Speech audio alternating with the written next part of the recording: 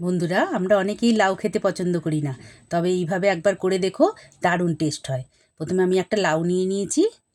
লাউটাকে খোলাটাকে আমি ছাড়িয়ে নিয়ে এইভাবে আমি ডুমো ডুমো করে কেটে নিয়েছি। নারকোলটা আমি কুচো করে নিয়েছি, আধমালা নারকোল। এটা আমি মিক্সিতে গুঁড়িয়ে নেব। আমার গোড়ানো হয়ে গেছে। কড়াইতে আমি সরষের তেল নিয়ে ওর মধ্যে 1.5 চামচ সাদা সর্ষে আর 1 চামচ মেথি নিয়ে আর একটা কাঁচা লঙ্কা নিয়ে একটু ভালো করে ভেজে নেব।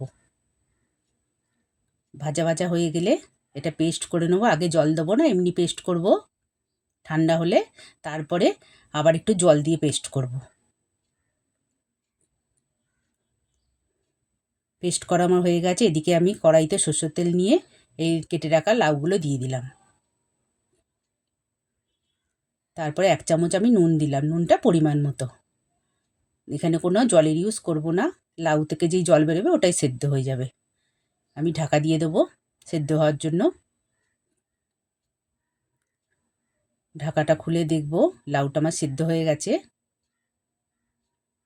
লাউটা আমি বাটিতে তুলে রাখবো। এদিকে অন্য একটা বাটিতে, ছোট বাটিতে আমি টক দইটা ফেটিয়ে নিলাম, এই লাউয়ের মধ্যে দিয়ে দিলাম।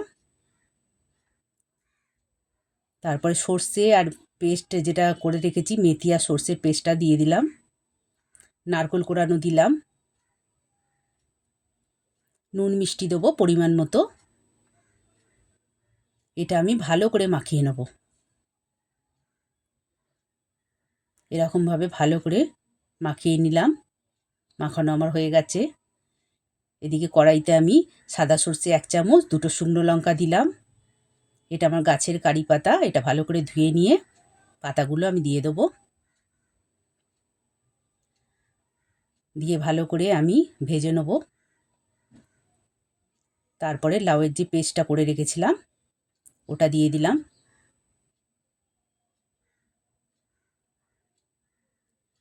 এটা ভালো করে ভেজে নিতে হবে। এরকমভাবে শুকনো করে নিতে হবে, এটা শুকনো শুকনো হবে। দেখো নাড়াতে নাড়াতে আমার শুকনো হয়ে গেছে। এরপরে আমি ঘি দিয়ে দিলাম। ভালো করে নাড়িয়ে নিয়ে আমি পরিবেশন করে নিলাম। এটা দারুণ টেস্ট হয় বন্ধুরা, তোমরাও করে দেখো। এটা ভাতের সাথে কাঁচা লঙ্কা দিয়ে ঘি দিয়ে পরিবেশন করলাম।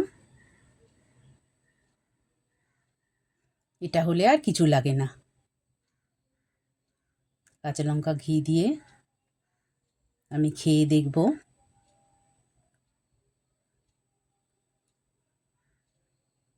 দারুণ হয়েছে বন্ধুরা, তোমরাও বাড়িতে করে দেখো।